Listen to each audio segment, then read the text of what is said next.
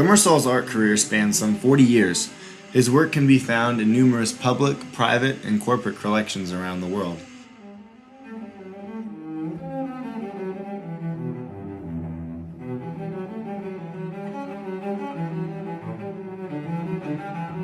Being included in the late Burton Cantor's amazing Art Enterprises collection was truly an honor for Greg, as well as putting him with great company such as Motherwell, Hans Hofmann, Franz Klein, and Rosenquist.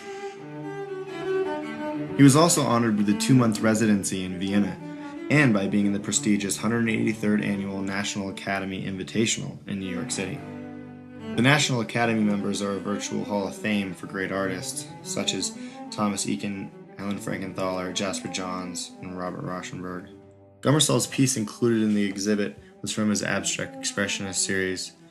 It measured 6 feet tall and 5 feet wide and held a commanding presence in the space. I was sort of trapped or entranced by Nicholas's energetic professionalism and his dedication. I found them both to be contagious, and I have a love for music myself.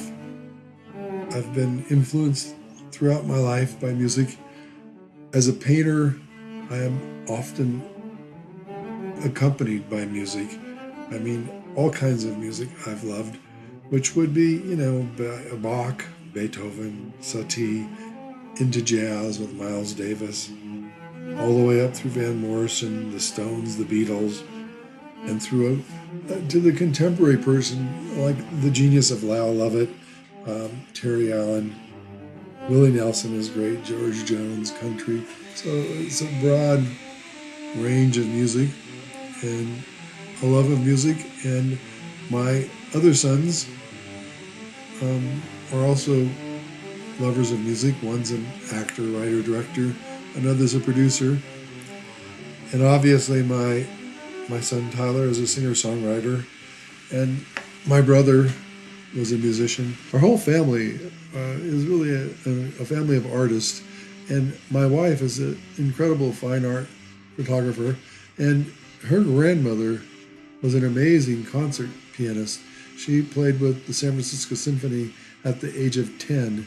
And then she would have the first chairs of the Chicago Symphony at her home in Chicago on weekends and play with them. And I think she played Rachmaninoff when she was 90 to celebrate her 90th birthday. So it's really amazing. We also had the privilege of having her scrapbook. And for the Music Center in LA, I was able to take and Xerox many of the press releases on her being a musician and collage them onto this incredible sort of interesting mailbox, and then they auctioned them off. But I've always had a fascination and a respect for musicians. I was really enthralled by seeing Mika Superman in person, and I was also enthralled by seeing Miles Davis and his intensity. So it's a privilege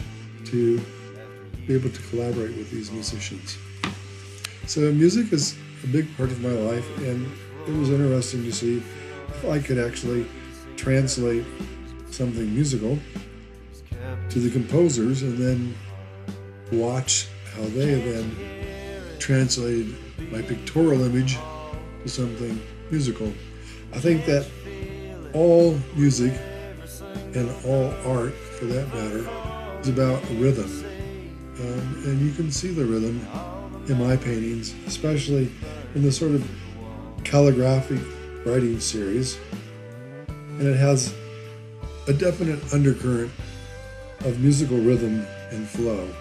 The layers also are a reminder to me of music, because there's a different composition created in the end from layer after layer. And I think there's also some interesting mysteries that sort of came out in a collage sort of manner as I painted the paintings. I'm also very interested in the whole idea of collaboration because as a painter, it's a very sort of solo, singular activity. And to be able to collaborate with other artists, musical artists that I really admire, it's quite an experience. So I'm looking forward to seeing how this collaboration ends up.